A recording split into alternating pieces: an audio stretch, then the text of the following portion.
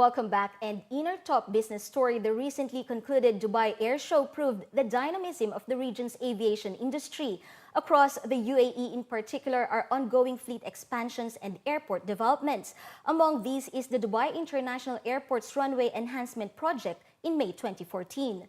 During an 80-day period, the airport will close its runways for repairs and upgrade. The number of passenger flights will be reduced, while all charter and general aviation flights will be diverted to the Dubai World Central. While these may be disruptive to normal operations of various airlines, Gamma Aviation says their executive aircraft flight center presents a great opportunity to showcase what they have: a growing exclusive business aviation terminal in Sharjah. By January next year, their full business executive terminal will be operational. With close proximity to JERA, company officials say it is a win-win situation for everyone. It's now growing exponentially. We're getting hangarage, a brand new exclusive FBO terminal, so it's really good news for business aviation. Every time that we can increase the services, increase the amount of flights that we have through, we've had a phenomenal response to our growth at Sharjah. We've increased by 70% year on year, and it's just really good news.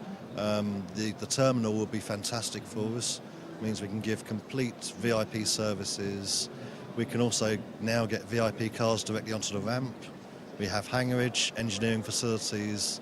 There's so much to do at Sharjah. Sharjah is a brilliant business aviation terminal. In May next year, Dubai Main Airport, DXB, is having some runway closures for some resurfacing works, which basically means that all the business aviation will no longer be able to go to Dubai Airport. The alternative that's closer to Deira and downtown Dubai is Sharjah Airport. We can provide all the services that business aviation needs, and it will be a much better alternative than anything else in the region. After decades of operation in the Middle East, FedEx also revealed their growing contribution to the region's booming aviation industry with their new aerospace solution. The company says the growth the industry is witnessing requires specific services tailored to the customer's requirements. This includes fast shipping with international priority and dangerous goods shipping. The FedEx Aerospace solution is definitely a product that is based on precision, integrity, meaning quality, and speed also. And it fits perfectly for the aviation industry because when you run an aviation, time is of essence to everything, especially as an airline. When you have an aircraft on the ground, you want to get it off the ground the fastest possible you can. Using that FedEx Aerospace solution is just perfectly made for that. U.S. companies see a lot of potential in Jafza and are interested in setting up their Middle East base of operations in the Free Zone, according to a report by Emirates news agency WAM. The companies were briefed by a senior Jafza team led by Ibrahim Al-Janahi, Deputy CEO and Chief Commercial Officer of Jafza and Economic Zones World, during Jafza's U.S. Roadshow 2013. Al-Janahi was quoted as saying that the U.S. is one of the UAE's key trading partners, and Jafza is proud of the fact that approximately 1/5 of UAE's trade with the U.S. is done through the Free Zone. The UAE is the United States' single largest export market in the Middle East, with more than $22 billion in exports in 2012. The fourth straight year the UAE has held this distinction, with more than 1,000 U.S. firms having a presence in UAE. Over 800 of these companies are operating out of Jafza, which represents more than 10% of Jafza's 7,100 company-strong customer base. As part of the roadshow, the Jafza team held discussions with the Citigroup and addressed a seminar organized by the International Trade Association of Greater Chicago and the Arab American Business Council, which included about 50 companies and organizations. During their meetings, Al-Janahi also talked about the Dubai Logistics Corridor, which provides a sea-to-air link through a single custom-bonded area, and Jafza's unique position at the heart of this corridor.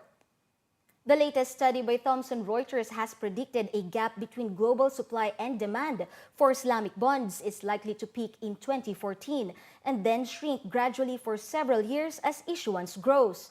According to reports in a local daily, analysts estimated that potential demand for Sukuk among cash-rich Islamic investors in the Gulf and Southeast Asia has exceeded supply for at least several years. The picture may start to change after next year as issuance picks up, the report said. It forecast the supply-demand gap would rise to $229 billion in 2014 from $211 billion this year, but then edged down to $187 billion by 2018. The report assumes, among other things, that Islamic institutions aim to allocate around 30% of their funds to Sukuk. New global issuance of Sukuk in 2013 is expected to fall short of last year's record level, coming in at about $100 billion against $134 billion in 2012, the report predicted. During the first 9 months of 2013, Sukuk issuance in all currencies fell by more than a quarter to $79 billion from $109 billion a year ago because of a rise in global credit spreads since May due to the prospect of U.S. monetary tightening. However, the report forecast that Sukuk issuance would resume rising rapidly next year, hitting $130 billion in 2014 and $237 billion in 2018. Property developer Nakheel has announced that its newly released plots at Al Furjan drew investment values of 790 million dirhams. The Dubai developer said in a statement that 500 residential plots were snapped up by eager investors, many of whom queued since Wednesday morning to secure their land. The plots, located between Sheikh Zayed Road and Sheikh Mohammed bin Zayed Road, close to Ibn Battuta Mall, range from 4,800 square feet to 13,000 square feet. Last month, Nakheel launched 400 new homes for sale at Al Furjan.